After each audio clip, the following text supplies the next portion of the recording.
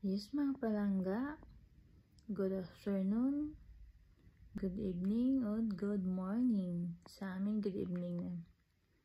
Yes, mga palangga, wala tayong makeup ha. Tingnan yung ko. So, isi-share ko lang yung ko, kasi matutulog na kasi ako eh. Kaya, wala tayong makeup. Isi-share ko lang yung problema ko sa aking mukha. Yung melasma ko. Ang tagal-tagalan nito, hindi talaga siya nawawala. Lalo siyang dumadami ng nagkaedad na tayo. Dumadami siya. Mayroon nga rin sa ko. Mga kamay ko, lumalabas na siya. Tingnan niyo siya. Pero okay lang sa akin dito. Ang pinoproblema ko itong mukha ko. Lalo na pag summer, oh my gosh. Para siyang mapa. Maitim dito, maitim dito, maitim dito, dito rin maitim. Ewan ko bakit ganyan.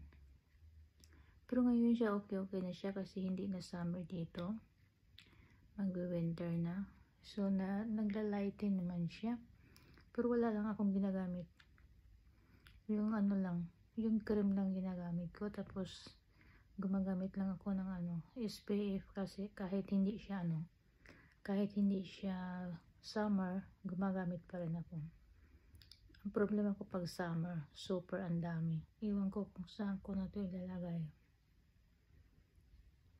Ayan siya. Dito siya, marami siya dito. Lalo pag ting-init. Ayan siya. Dito. So, comment down below mga palangga kung mayroon kayong alam na remedy na pangtanggal ng freckles. Kasi gusto ko talaga ito siya mawala. So, yan lang mga palangga.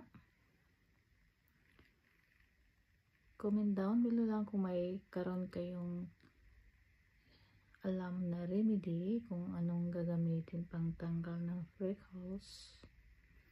So, thank you for watching and don't forget to subscribe my YouTube channel.